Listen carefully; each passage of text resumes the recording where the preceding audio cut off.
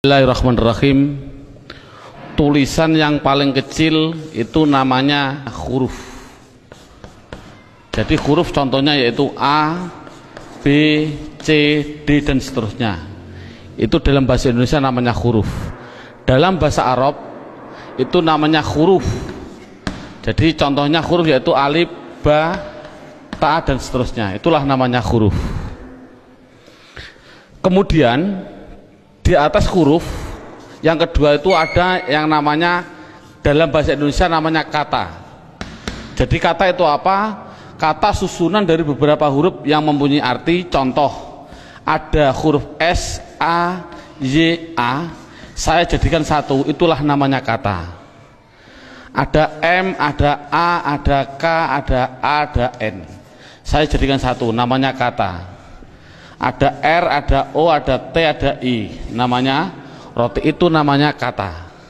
Dalam bahasa Arab itu namanya kalimah. Jadi kalimah yaitu contohnya ana, kumpulnya hamzah, nun, alif, itu namanya kalimah. Akulu, itu namanya kalimah. Al-khubza, itu namanya kalimah. Jadi per satu-satuannya itu namanya kalimah. Di atas kata dalam bahasa Indonesia itu ada yang namanya kalimat. Jadi kalimat itu apa?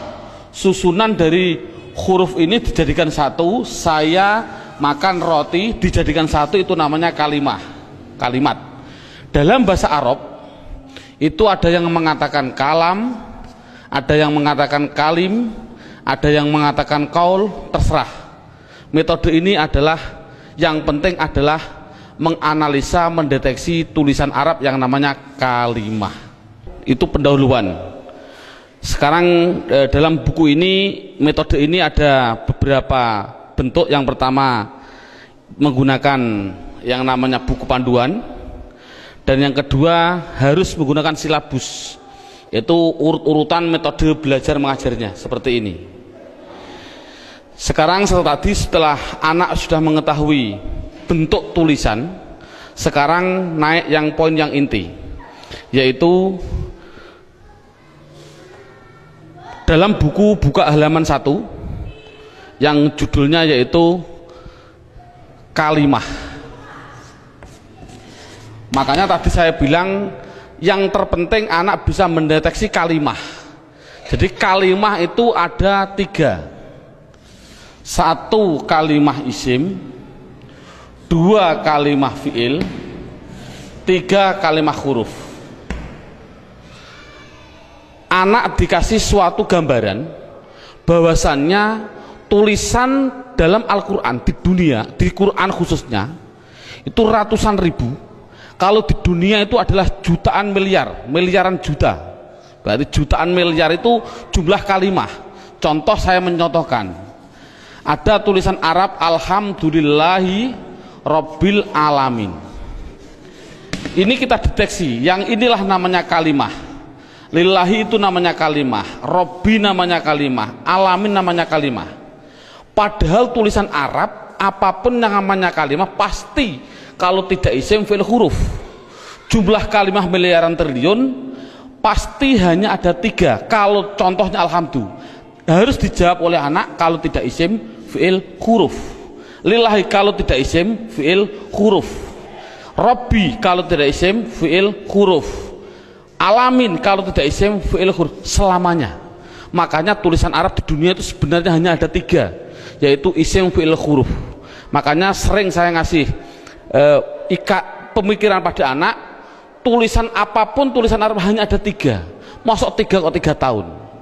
Makanya menurut metode saya, insya Allah saya mengatakan kalau hanya ada 3 berarti per satunya itu 2 jam, makanya cukup 6 jam insya Allah praktek baca kitab. Amin Allahumma amin. Ini sekarang setelah anak sudah tahu jumlah kalimat ada 3, sekarang bagaimana saya mengetahui alhamdulillah itu isim fi'il atau huruf, lillahi itu isim fi'il atau huruf. Makanya akan saya ulas satu persatunya. Bagaimana cara mendeteksi isim itu fi'il, itu huruf. Buka pada bukunya halaman 2. Dalam bukunya halaman 2 dilihat judulnya cara mengetahui isim. Jadi cara mengetahui isim itu dengan dua cara. Satu mengetahui artinya. Kalau memang artinya itu kok menunjukkan suatu kata benda atau suatu kata sifat, pasti itu dikatakan isim. Jadi isim itu kalau tahu artinya itu menunjukkan benda atau menunjukkan suatu sifat, pasti isim. Sama dengan fi'il nanti juga sama. Cara mengetahuinya fi'il dengan dua cara sama. Satu mengetahui artinya. Kalau memang artinya menunjukkan suatu kata kerja, itu pasti fi'il.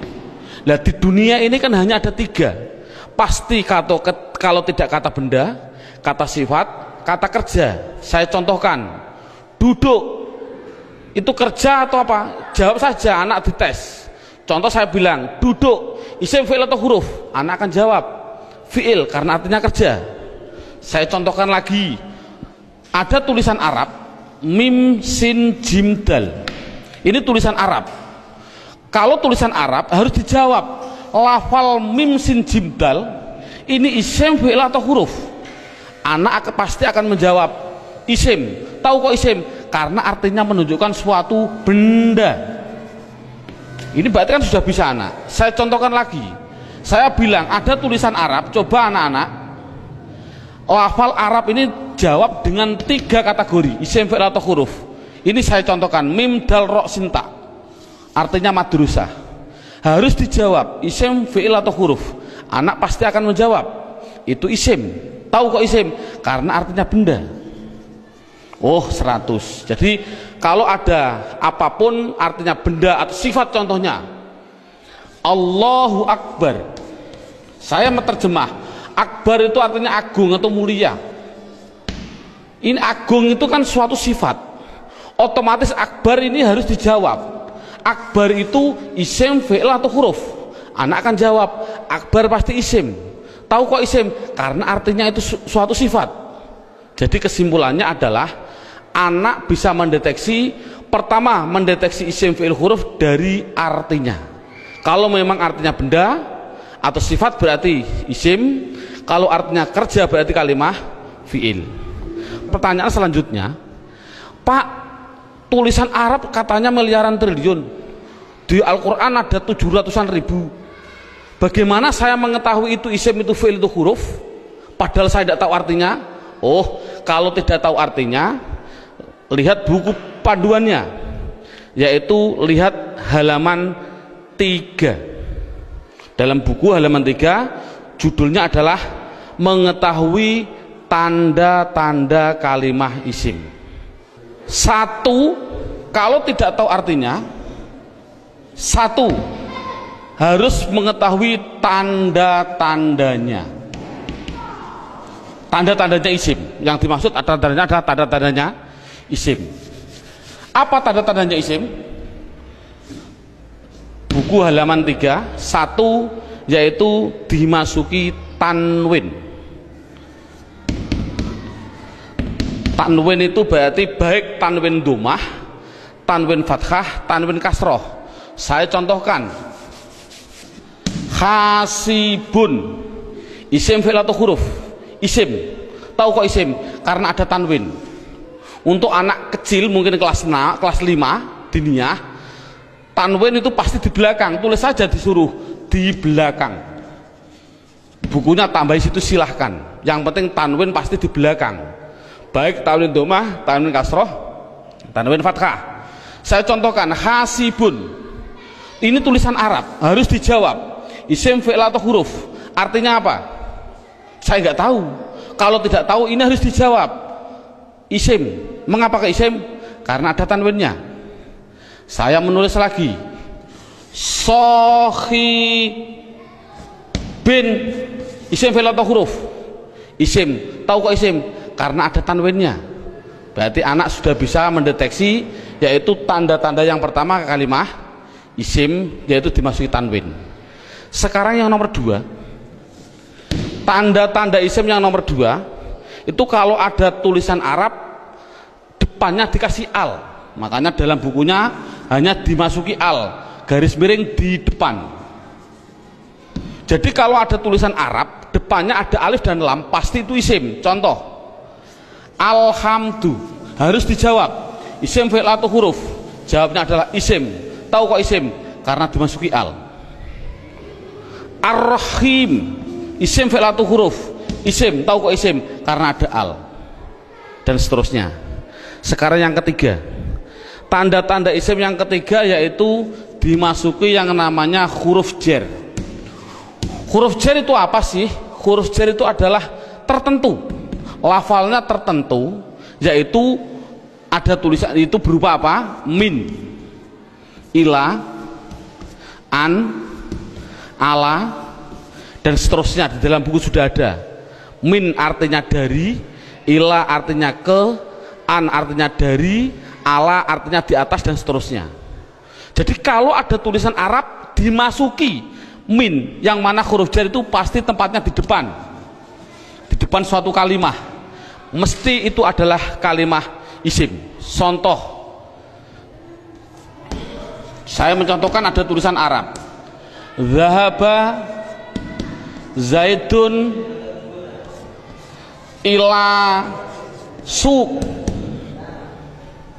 zahaba zaidun ila suq. Anak saya tes satu persatu dulu. Zaidun isim fi'il atau huruf? Isim. Tahu kok isim? Karena ada tanwinnya. Suq isim fi'il atau huruf? Isim. Tahu kok isim? Karena dimasuki huruf jar yang namanya ila. Artinya apa saya suq? Tidak tahu, tidak penting. Ini kan tidak penting. Yang penting itu bisa mendeteksi itu pasti kalimah isim. Contohnya lagi, ada contoh yang namanya ada roja'a. Saya contohkan, roja'a kembali. Siapa yang kembali? Bakrun, siapa Bakar? Kembali min dukan, min dukan. Bakrun isim fi'il atau huruf? Jawabnya isim. Tahu kok isim? Karena ada tanwin. Min dukan, dukan itu isim fi'il atau huruf? Isim. Tahu kok isim? Karena dimasuki huruf jar min. Artinya apa? Tidak penting. Jadi makanya itu adalah tanda-tanda kalimah isim. Yang ketiga, yang keempat, tanda-tanda isim yang keempat di situ saya tulis. Ya, saya hapus dulu. Tanda-tanda isim yang keempat yaitu dimasuki namanya huruf kosam. Kosam itu artinya sumpah. Kosam artinya sumpah. Di sini huruf kosam hanya ada 3, wawu, ba, ta. Untuk anak pemula jangan dicontohkan selain lafal Allah, jangan. Untuk pemula jangan. Contoh, wal asri. Asri ini adalah isim. Tahu kok isim? Karena ada wawu kosam. Tidak perlu sebenarnya. Yang penting itu adalah wawu kosam nanti. Contohkan saja wallahi. Berarti Allah itu isim karena apa? Dimasuki wawu ini. Itu aja masih bingung untuk anak didik. Jadi kesimpulannya kosam tidak begitu penting. Yang penting yang terakhir ini. Tanda-tanda isim yang terakhir yang kelima yaitu dimasuki yang namanya mamimu. Contohkan, ini contoh mamimu di sini dalam buku panduan. Di situ lihat halaman 65. Halaman 65 dalam bukunya dibuka. Contohnya halaman 65 yaitu fa'ala yaf'ulu fa'lan wa maf'alan fahuwa fa'ilun wa dzaka maf'ulun. Saya ambil yang penting-penting saja. Uf'ul la taf'ul, maf'alun 2 kali ini, maf'alun mif'alun. Cara menerangkan pada anak bahwasannya fa'ala yaf'ulu fa'lan ini adalah dalam bahasa pramuka namanya kata sandi. Kalau dalam bahasa komputer namanya keyword atau password. Atau password, katakan saja password.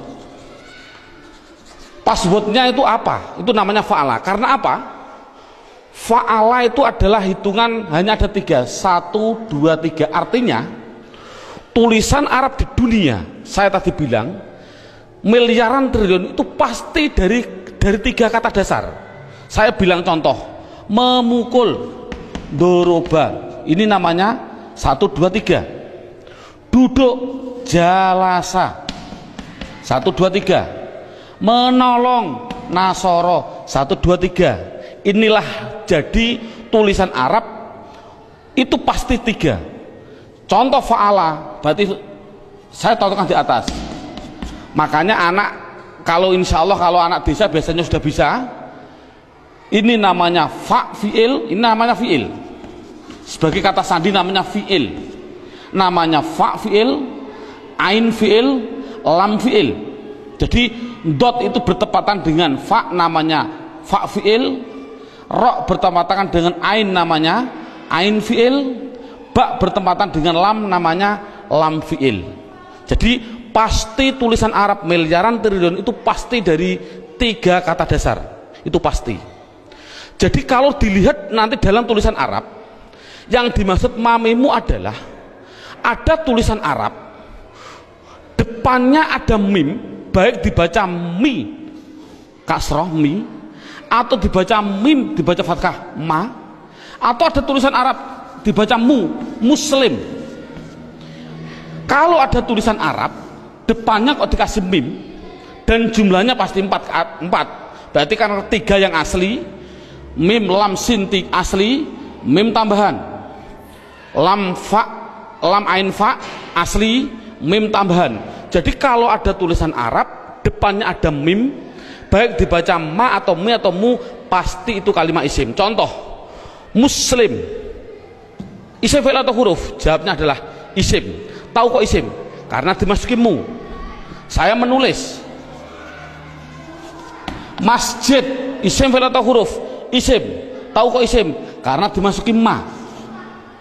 Dan seterusnya. Saya bilang madrasah, isim fi'il atau huruf? Isim. Tahu kok isim? Karena dimasuki ma.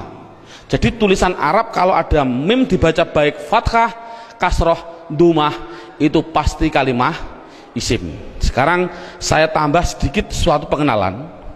Kalau ada tulisan Arab,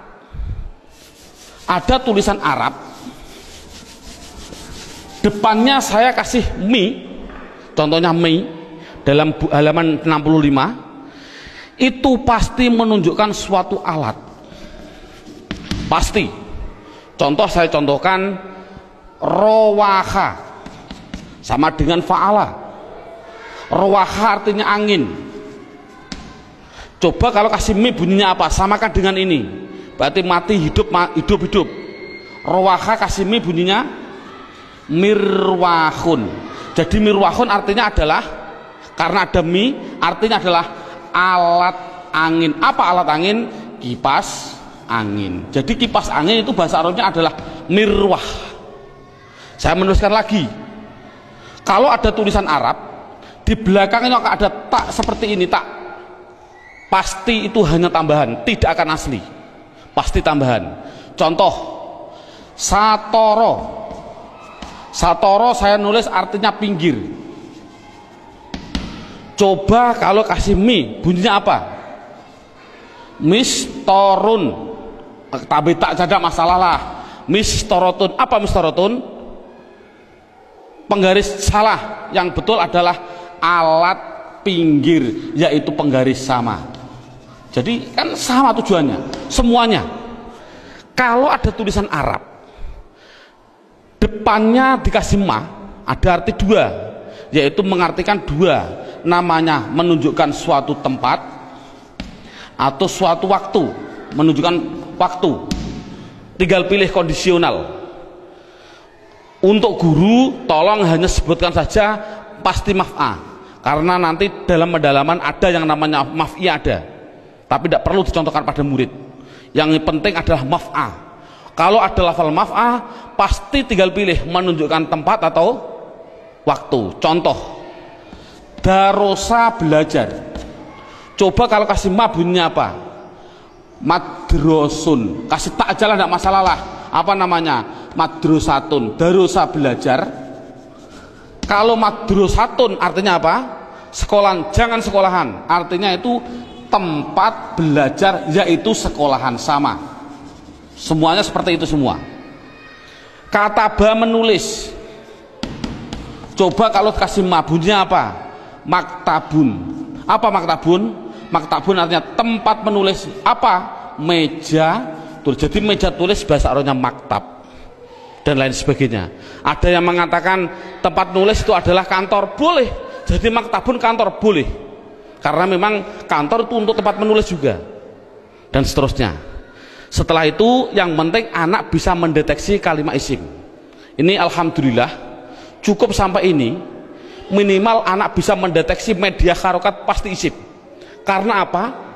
Kita semua bisa melihat yang namanya isim di media harokat itu pasti ada tanda-tandanya itu semua, kecuali satu yang namanya mudhof. Ini murid tidak perlu diterangkan. Ini khusus spesial guru, karena semua media harokat bisa dideteksi itu isim. Saya bisa mendeteksi kecuali satu, apa yang namanya mudhof. Berarti mudhof. Apa mudhof itu? Nanti tidak perlu kita terangkan pada anak. Ini yang pertama. Sekarang alhamdulillah beberapa menit sudah bisa anak bisa mendeteksi tulisan Arab yang namanya isim. Sekarang kita mendeteksi yang kedua yang namanya kalimah fi'il. Kita mendeteksi yang kedua namanya kalimah fi'il. Tadi saya bilang kalimah ada 3 isim fi'il huruf. Isim mengetahui artinya, kalau benda sifat menunjukkan benda atau sifat berarti isim. Kalau tidak tahu artinya, mengetahui tanda-tandanya. Sama dengan fi'il. Kalau mengetahui artinya, itu artinya menunjukkan suatu kerja, berarti kalimah fi'il. Tadi sudah saya terangkan. Kalau tidak tahu semuanya Pak, oh sama dengan isim, yaitu mengetahui tanda-tandanya.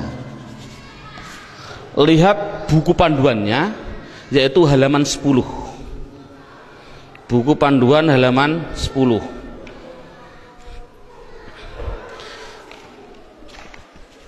Tanda-tanda kalimat isim. 1 dimasuki kot. Di situ saya 1 dimasuki kot. Dimasuki kot. Saya menulis, biar anak, karena anak kecil mungkin biar jelas, saya suruh di depan, tempatnya itu di depan. Jadi kalau ada tulisan Arab kok ada depannya ada lafal kot, pasti setelahnya itu fi'il. Contoh, saya mencontohkan Allahu Akbar, Allahu Akbar, qad qomatis sholah, qad qomatis sholah. Ini adalah lafal kot. Koma itu mau tidak mau harus saya jawab itu kalimat fi'il. Tahu kok fi'il? Karena dia dimasuki kot. Ini kan paling mudah. Jadi kalau ada dimasuki kot itu namanya kalimat fi'il. Apa artinya koma? Tidak penting. Yang penting tahu itu adalah fi'il. Tanda-tanda yang kedua yaitu dimasuki yang namanya sin. Tolong lafal sin tidak usah diterangkan. Karena apa kok menerangkan?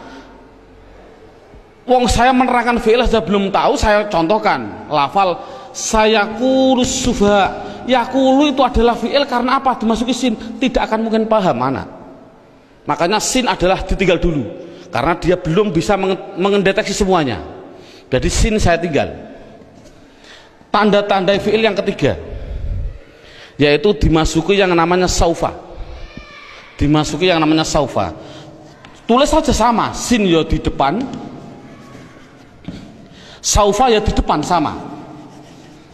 Contoh yang biasa yang sering didengarkan oleh anak, contoh saya bilang kala saufata lamun, tak lamun itu pasti saya mengatakan fi'il. Karena apa? Karena dimasuki saufa. Artinya apa? Tidak penting. Karena sudah tahu itu artinya saufa. Saufa itu masuk pada kalimat tadi mesti kalimat fi'il. Ini paling mudah. Yang terakhir tanda-tanda fiil yaitu dimasuki yang namanya taknis. Saya suruh menambahi pada anak. Taknis itu saya bilang, saya tulis di belakang, tempatnya itu di belakang, dan berupa tak seperti ini yang mati. Orang Jawa bilang tak perahu lah. Jadi tak perahu. Nek ono tak perahu seperti itu pasti itu namanya kalimah fiil. Contohnya ini. Qad qomat as-shalah, aslinya itu adalah koma, itu fiil dengan dua tanda-tanda. Satu dimasuki qad, dua dimasuki ini tak, ini di belakang masuk pada kalimat ini. Jadi ada dua tanda-tanda. Coba sholat, isim fi'il atau huruf? Isim. Tahu kok isim? Karena ada al. Oh mudah. Namun sekali lagi ini mulai metode saya adalah nanti menggunakan yang namanya metode hantu. Ini contohnya. Al ini adalah alif dan lam. Yang namanya alif itu pasti mati. Yang namanya alif pasti mati. Ada mati ketemu mati, itu namanya hantu. Saya tulis mati ketemu mati namanya apa? Hantu. Orang Arab tidak senang hantu. Akhirnya biar ini hidup, akhirnya dikasih biar berdoa. Bunyi apa? Qad qomatis shalah. Bukan qad qomat shalah lagi, tapi qad qomatis shalah. Saya contohkan lagi. Lafal min ketemu masjid.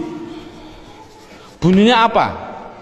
Min al masjid tidak boleh karena ini ada alif mati ketemu mati namanya hantu. Tidak boleh, harus dihidupkan biar berdoa, bunyinya minal masjidi. Contoh lagi, an ketemu madrasah, bunyinya apa? Anil. Kok bisa anil? Oh karena ada mati ketemu mati namanya hantu. Ini sekali lagi orang Arab itu tidak senang atas hantu. Kesimpulannya adalah berapa menit mulai pertama dan sekarang ini anak sudah bisa mendeteksi media harokat yang namanya isim dan fiil. Alhamdulillah dengan beberapa menit anak sudah bisa mendeteksi namanya media harokat isim atau fiil. Karena apa? Huruf itu hanya huruf jar. Katakan saja huruf jar. Ada huruf li taukid dan sebagainya, itu tidak penting. Berarti kalau huruf jar itu tertentu tadi hanya min ila ada berapa 9. Selain itu tulisan Arab pasti hanya isim dan fiil. Anak sudah bisa mendeteksi kecuali tadi mudhof. Alhamdulillah. Sekarang kita naik poin yang keempat. Poin yang keempat yaitu lihat buku halaman pertama. Dalam halaman pertama terlihat kalimah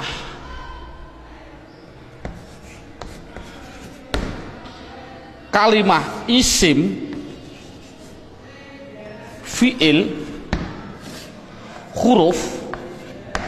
Ini ada gambar kalimah pasti butuh kepada yang namanya ini garis horizontal namanya perlu. Dalam bahasa Indonesia namanya perlu, bahasa Indonesianya orang Jawa namanya butuh. Butuh itu kemarin saya dari Sumatera, butuh itu artinya sama seperti di orang Kalimantan dakar. Naudzubillah, mohon maaf sekali bahasa kasar perlu. Berarti kalimah itu pasti memerlukan yang namanya i'rab. Halaman pertama dilihat i'rab itu ada 4. Satu namanya i'rab rofa, 2 namanya i'rab nasab, 3 namanya i'rab jar, yang keempat yaitu namanya i'rab jazm. Jadi kalimah itu pasti memerlukan yang namanya i'rab. Padahal i'rab ada 4, rofa, nasab, jar, jazm. Dan perlu diketahui kalimah isim itu butuhnya hanya butuh 3, bukan 4. Fi'il butuhnya yaitu 3, bukan 4. Huruf, sementara huruf tidak butuh. Jadi yang butuh i'rab itu yaitu khusus yang namanya kalimah isim dan kalimah fi'il. Apa i'rab itu nanti saya terangkan. Yang penting isim itu butuh 3. Apa namanya? Dan perlu ditulis dulu. Anak harus digaris bawahi. Rofa pasti domah. Dibilang pasti. Karena pengalaman saya pada waktu kecil, Pak Guru menerangkan rofa yaitu domah, wawu, alif, nun. Itu saya juga bingung. Makanya saya melihat dalam jurumiyah ada namanya alamat asli, menunjukkan bahwasanya anak, saya punya insting, oh berarti mengapa musonef kok mengatakan asli domah, inilah mungkin metode saya harus mengikuti seperti ini. Jadi setiap anak pastikan yang namanya rofa pasti domah, yang namanya nasab pasti fathah, yang namanya jer pasti kasroh, yang namanya jazm pasti sukun. Dipastikan dulu. Jadi kalau sekarang kita lanjutkan, yang butuh i'rab itu adalah isim butuh 3. Apa-apa? Isim butuhnya yaitu rofa, nasab, jer. Ini kebutuhan isim. Jadi isim butuhnya hanya 3, rofa, domah, nasab, fathah, jer, kasroh. Tidak butuh kepada jazm, tidak butuh. Ini penting. Adapun yang fi'il butuh 3. Fi'il butuh 3. Apa-apa? Rofa, nasab, dan jazm. Tidak butuh kepada yang namanya jer.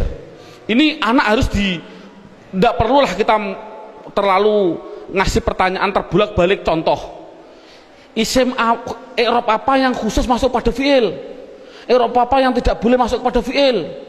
Tidak perlulah. Yang penting minimal pertama kali tolong ditekankan isim. Fi'il aja tidak penting, nanti dulu.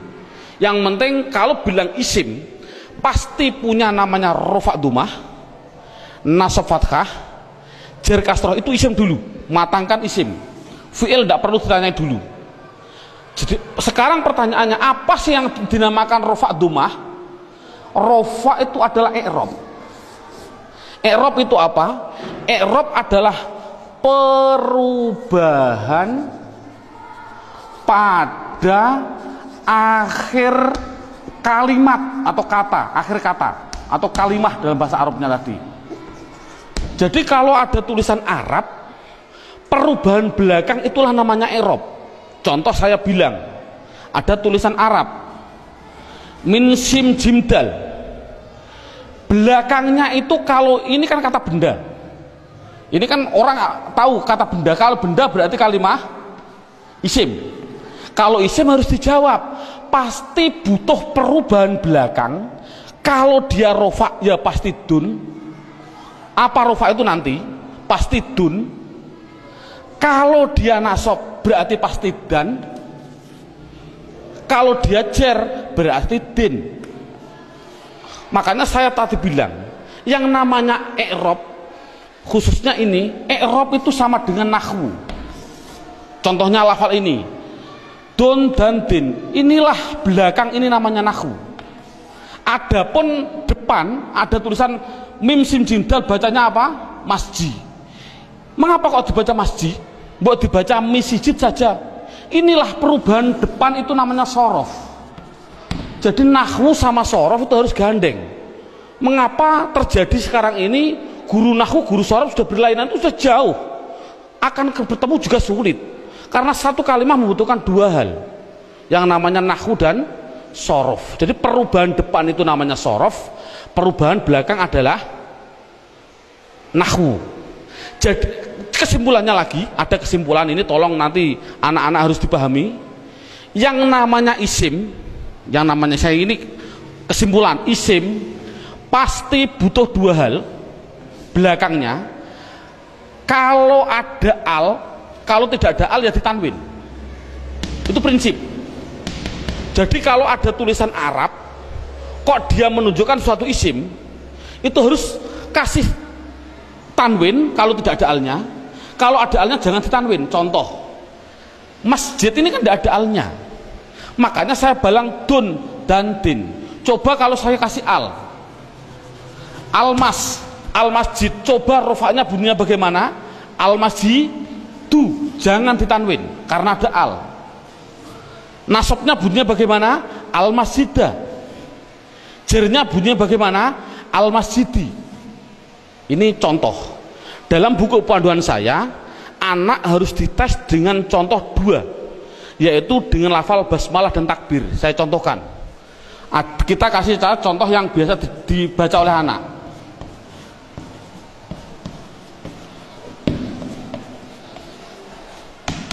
Dideteksi dulu isim fi'ilnya. Coba rohim, lafal belakang ini isim fi'il atau huruf? Isim, tahu kok isim? Ada al. Rohman, isim fi'il atau huruf? Isim, tahu kok isim? Ada al.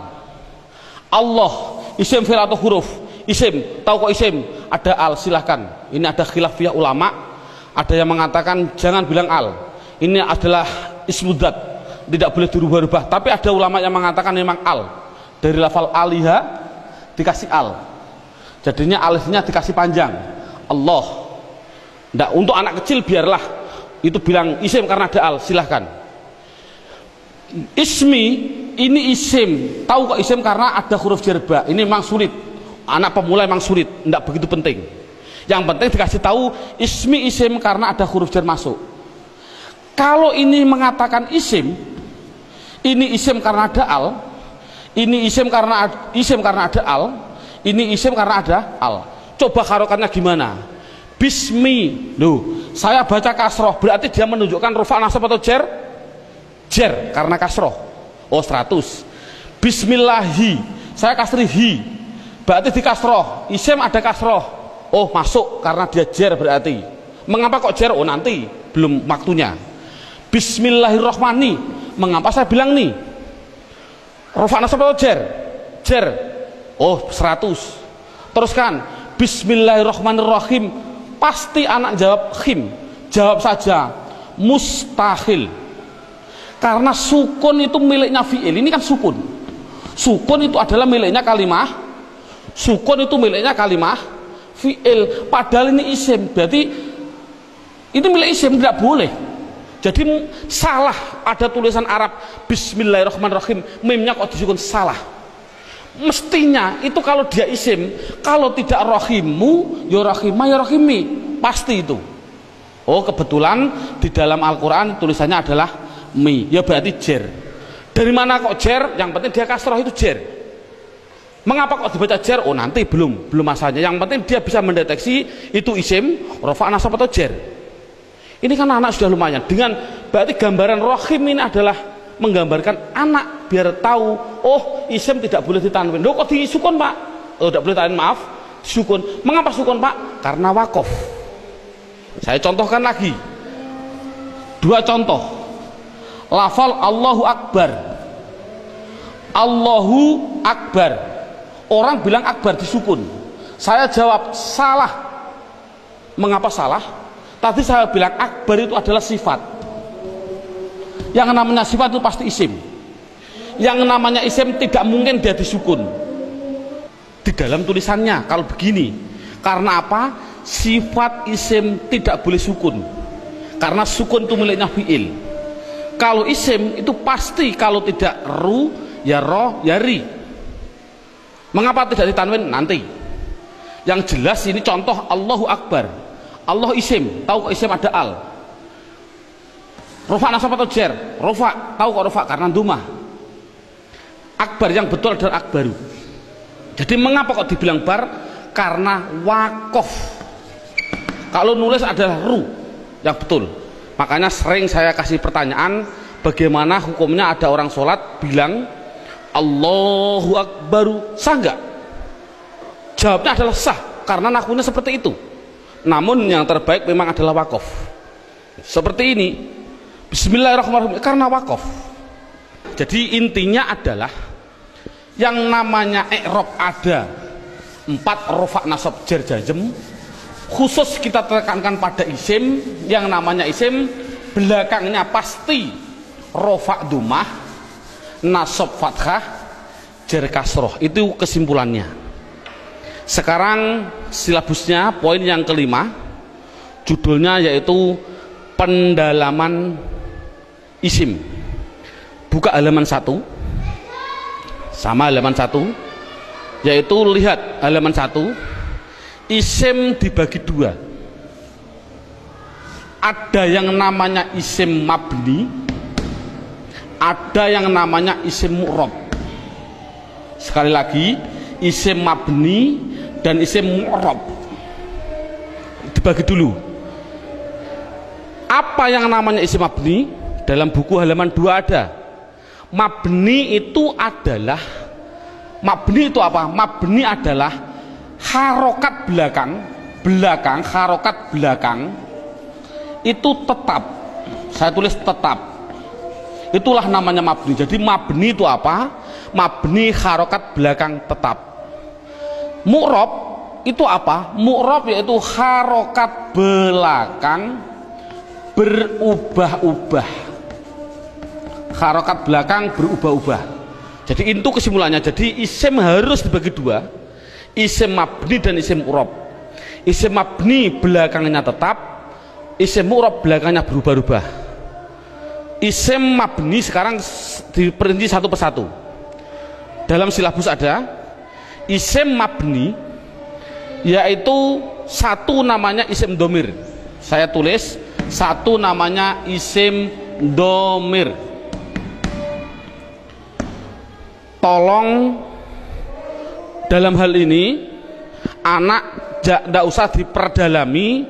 Yang namanya pada waktu pengalaman saya dulu kecil, Pak Guru bilang domir itu ada 2, seperti contoh seperti ini.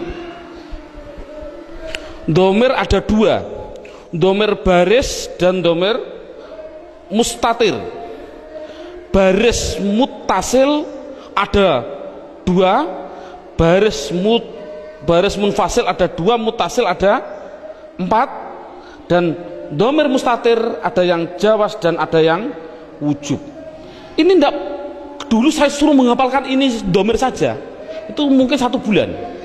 Nah, menurut saya kita ambil yang pokok dulu. Dengan metode ini adalah metode saya bilang domir yang berupa domir baris munfasil rufa, yaitu pendalamannya dalam buku. Lihat halaman buku yaitu dilihat halaman 4. Halaman 4 dilihat judulnya isim domir. Di situ saya tulis yaitu lafal huwa, huma, hum,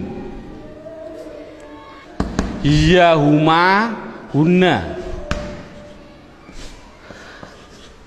anta, antuma, antum,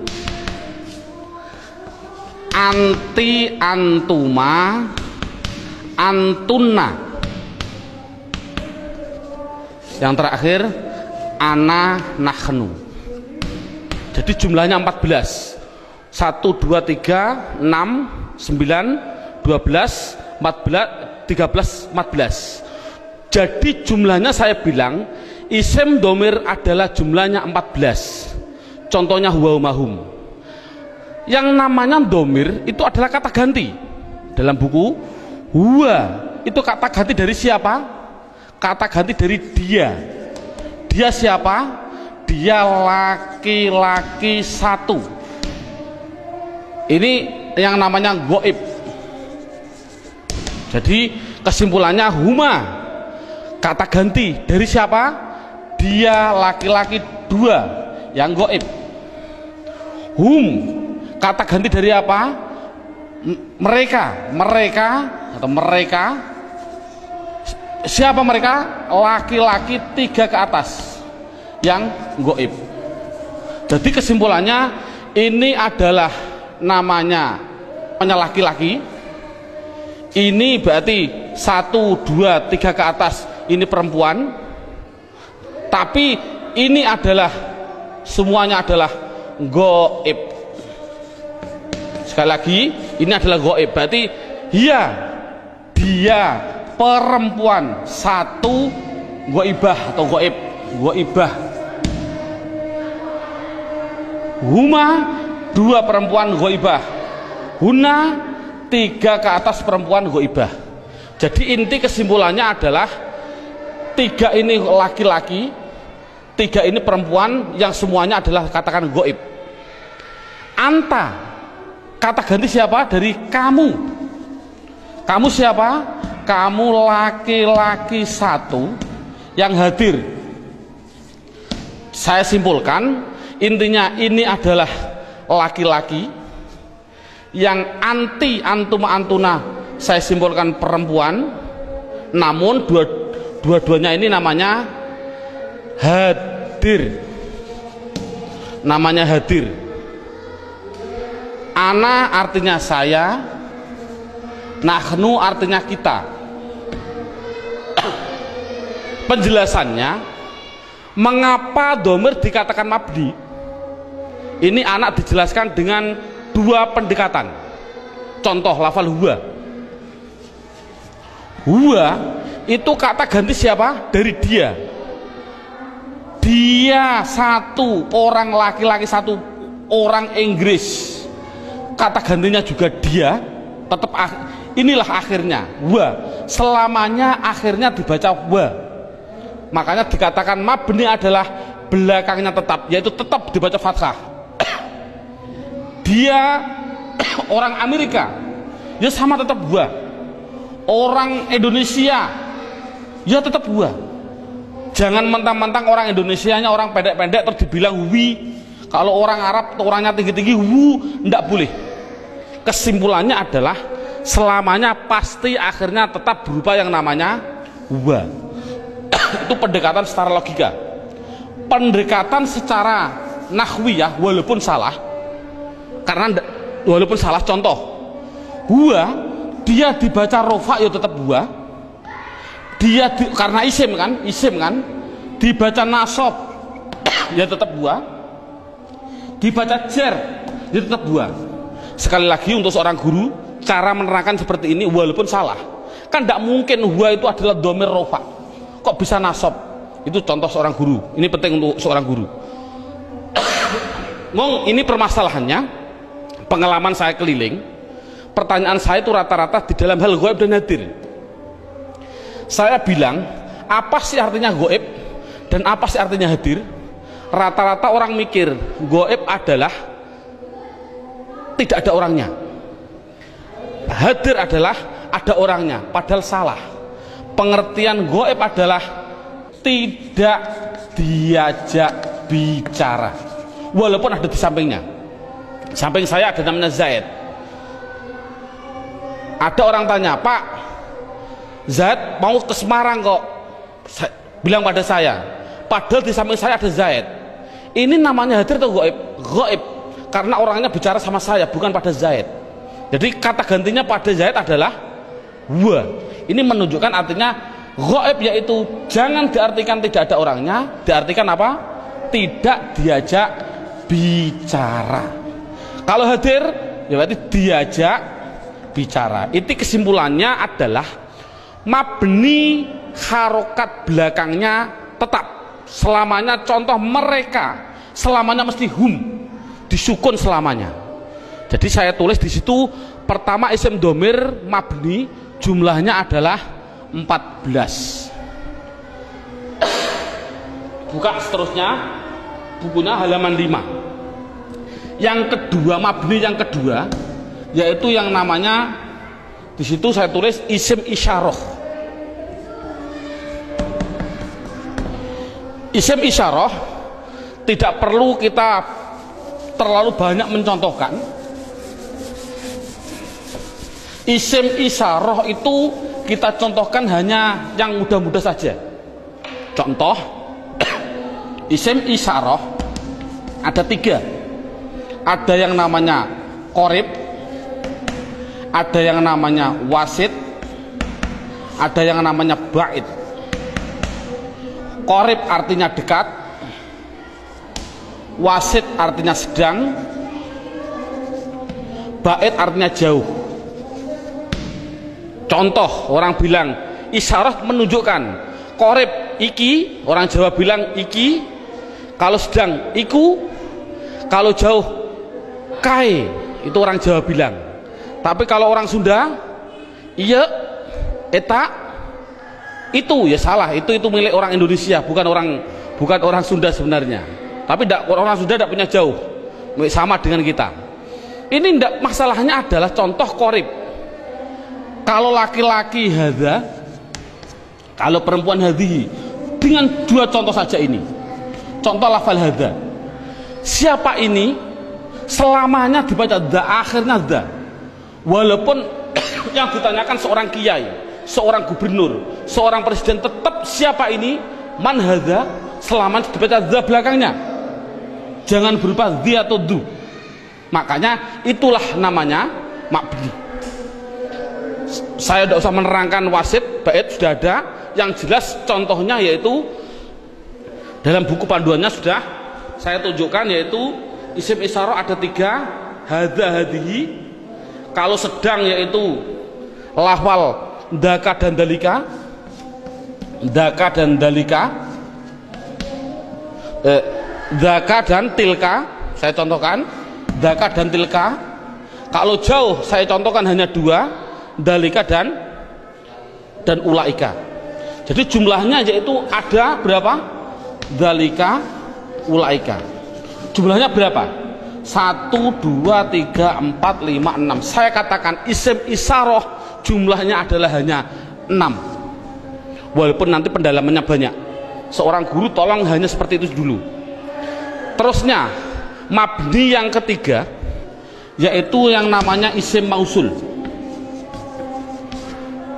Buka dalam bukunya halaman yang ke isim mausul, kata sambung. Datanglah Zaid, yang mana ja'a Zaidun alladzi. Ini isim mausul itu hanya tertentu, lafalnya tertentu. Sudah dalam bukunya ada, yaitu lafal alladzi, alladzina, alladzi, alladani, alladina. Contoh saya tidak usah nulis. Mohon dilihat contoh ini, isim mausul tertentu. Alladzi, alladani, alladina, allati, allatani, allati. Cukup sebutkan hanya 6 saja, yaitu biar anak hanya tahu isim mausul jumlahnya hanya ada 6. Mabni yang keempat, mabni yang keempat yaitu yang namanya isim istifham. Istifham itu pertanyaan. Di situ saya menulis, tidak usah saya tulis biar waktunya lebih singkat. Yang penting guru bisa menerangkan. Yaitu di situ saya tulis hanya man, mundu, madza, mata, ayana, aina, kaifa, anna, kam, dan ayu. Jumlahnya saya tulis itu hanya 10. Jadi istifham hanya ada 10. Yang keempat, yang ke mabni yang kelima, yaitu namanya isim syarat. Syarat itu apabila, jikalau, andai kata, itu namanya syarat. Saya tulis dalam bukunya biar lebih singkat. Lafalnya tertentu. Man, ma, mahma, mata, ayana, aina, anna, haisuma, kaifama. Jumlahnya yaitu hanya ada 9. Yang terakhir yang nomor 6, yang namanya isim fi'il. Ini loh namanya isim fi'il. Kadang-kadang orang bingung. Di situ ada isim fi'il madhi, isim fi'il mudhari, isim fi'il amar. Yang penting contohnya saya bilang isim fi'il amar, isim fi'il amar. Contohnya lafal amin, amina. Ini dikatakan dia bukan isim, bukan fi'il. Dikatakan isim fi'il. Mengapa kok isim fi'il? Tidak usah kita, anak tidak usah dikasih jawaban, kasih alasan, tidak usah. Yang penting isim fi'il itu lafalnya tertentu. Lafalnya itu hanya ada 9. Begitu. Berarti anak yang penting tahu. Contohnya seperti ini. Isim fi'il amar yang pertama, ada yang namanya soh dan seterusnya. Isim fi'il madhi ada 2, isim fi'il mudhari ada 2. Cukup 9 saja. Inti kesimpulannya, isim mabni itu jumlahnya adalah 14, 6, 6, 10, 9, 9. Jumlahnya adalah 54.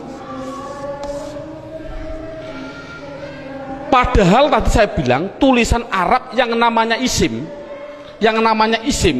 di dunia jumlahnya kalimat isim adalah 1 miliar triliun.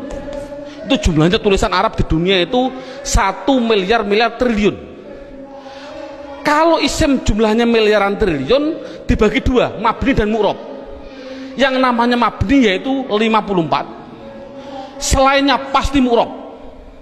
Kesimpulannya, isim mu'rob adalah yang tidak berupa mabni. Saya mohon maaf untuk seorang ustadz, seorang guru.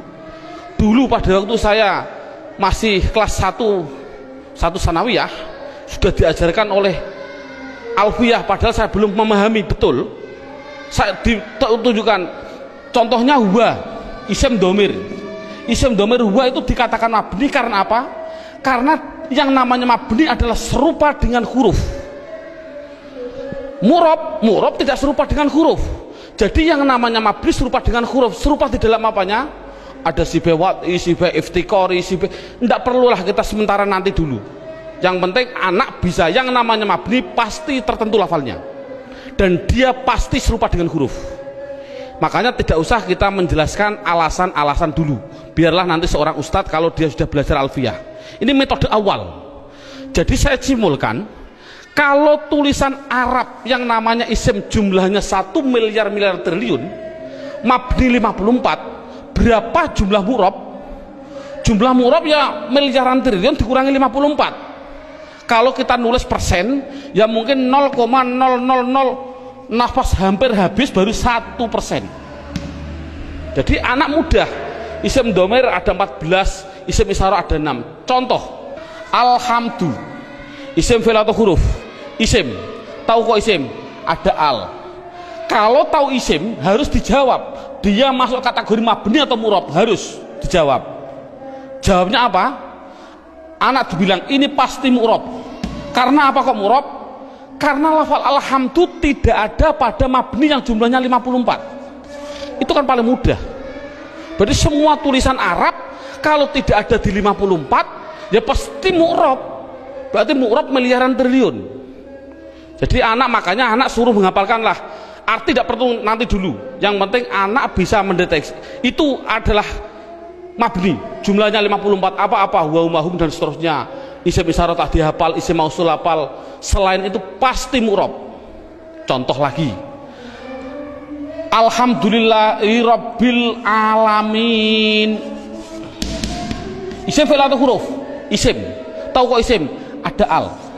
Kalau isim, jawab mabni atau mu'rob? Itu pasti, pertanyaan itu harus. Jawabnya adalah mu'rob. Tahu kok mu'rob? Karena tidak ada di mabni, gitu saja. Paling simpel. Mengapa kok mu'rob? Karena tidak ada di mabni. Insya Allah anak akan bisa. Berarti bisa mendeteksi media harokat itu isim, mabni atau mu'rob. Semuanya. Mulai dari bismillah, mu'rob karena tidak ada di mabni. Bismillahi Allah, mu'rob karena tidak ada di mabni. Bismillahirrahman, Rahman mesti mu'rob karena tidak ada di mabni. Rahim, mu'rob karena tidak ada. Mudah. Jadi anak sudah bisa mendeteksi itu mabni dan itu mu'rob. Sekarang pendalaman yang terakhir, pendalaman isim yang terakhir, yaitu di dalam hal mu'rob. Dalam buku panduannya lihat halaman 8. Lihat halaman 8. Halaman 8 sudah tertulis, saya tulis di situ. Halaman 8. Halaman 8 sama halaman 1 sama. Sekali lagi, halaman 8 dan halaman 1 adalah sama. Yang namanya mu'rob itu tadinya ada 6 jumlah total 54. Sekarang enggak, yang namanya mu'rob 1 ada yang namanya mufrad, 2 ada yang namanya tasniyah, yang ketiga ada yang namanya jamak mudzakkar salim, yang keempat ada yang namanya jamak muannas salim, yang kelima, nah ini saya batasi cukup mu'rob, yang penting anak bisa 4, mufrad tasniyah jamak mudzakkar salim jamak muannas salim.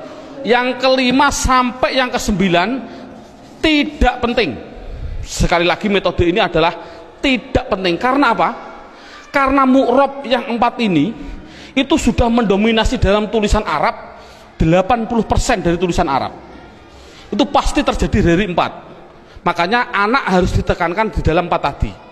Berarti sekali lagi, mu'rab yang jumlahnya miliaran triliun dikurangi 54 itu harus dimasukkan di antara 4 ini. Berarti di antara 4 ini mufrad, tasniyah, jamak mudzakkar salim, jamak muannats salim. Sekarang anak diterangkan apa sih yang namanya isim mufrad. Lihat ini, mufrad itu bahasa Arab.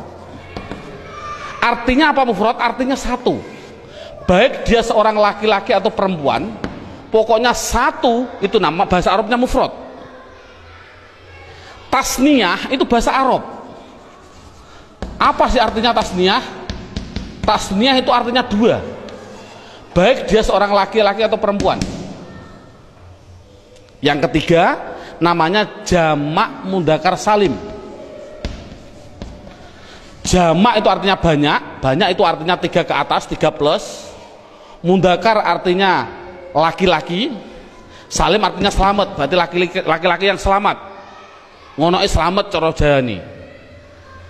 Yang keempat, jamak muannats salim. Jamak artinya 3 ke atas, muannats artinya perempuan, salim selamat. Jadi sementara anak dites dengan bahasa Jawa atau bahasa Indonesia, disuruh mengarabkan. Contoh saya bilang, coba saya bilang 2 buku itu mufrad atau tasniyah atau jamak mudzakkar salim atau jamak muannats salim? Jawab tasniyah. Tahu kok tasniyah? Karena artinya 2. Saya bilang 5 bakar, mufrad, tasniyah atau jamak mudzakkar atau jamak muannats? Jawab jamak mudzakkar salim. Karena apa? Artinya 5, 3 ke atas, zaid adalah, bakar adalah laki-laki. Jadi anak sudah bisa dites dengan bahasa Jawa, disuruh membahasa Arabkan. Contoh sekali lagi, 2 zaid tasniyah, 5 bakar jamak mudzakkar salim, 10 hindun, hindun itu perempuan, jamak muannats salim. Bakar 1 artinya mufrad, Zainab 1 artinya mufrad bahasa Arabnya. Nah, kalau ada tulisan Arab kok tidak berupa mabni yang jumlahnya 54, pasti harus dimasukkan mu'rab. Kalau mu'rab harus dimasukkan di antara 4 ini, harus apa mufrad, apa tasniyah, apa jamak mudzakkar salim, apa jamak muannats salim, pasti harus masuk semua tulisan mu'rab. Contoh, nah ini bagaimana saya mengetahui Pak tulisan Arab itu mufrad, tasniyah, jamak mudzakkar salim, jamak muannats salim? Lihat bukunya halaman 8. Kalau ada tulisan Arab, belakangnya kok ada alif nun atau ya nun, nunnya dibaca kasroh ni, sebelum ya dibaca fathah, sebelum alif dibaca fathah, bunyinya ani atau aini, mesti artinya 2. Kalau ada tulisan Arab belakangnya kok berupa wawun nun atau ya nun, nunnya tapi dibaca na, baca fathah na, sebelum ya dibaca kasroh, sebelum wawu dibaca dhammah. Kalau orang Jawa bilang una, ini berarti mati nih, atau ina, tadi aini, mesti artinya 3 ke atas laki-laki. Kalau ada tulisan Arab belakangnya berupa alif dan tak, taknya tak perahu, sebelum alif dibaca fathah, taknya hanya 2, kalau tidak ton ya tin, itu pasti dikatakan jamak muannats salim.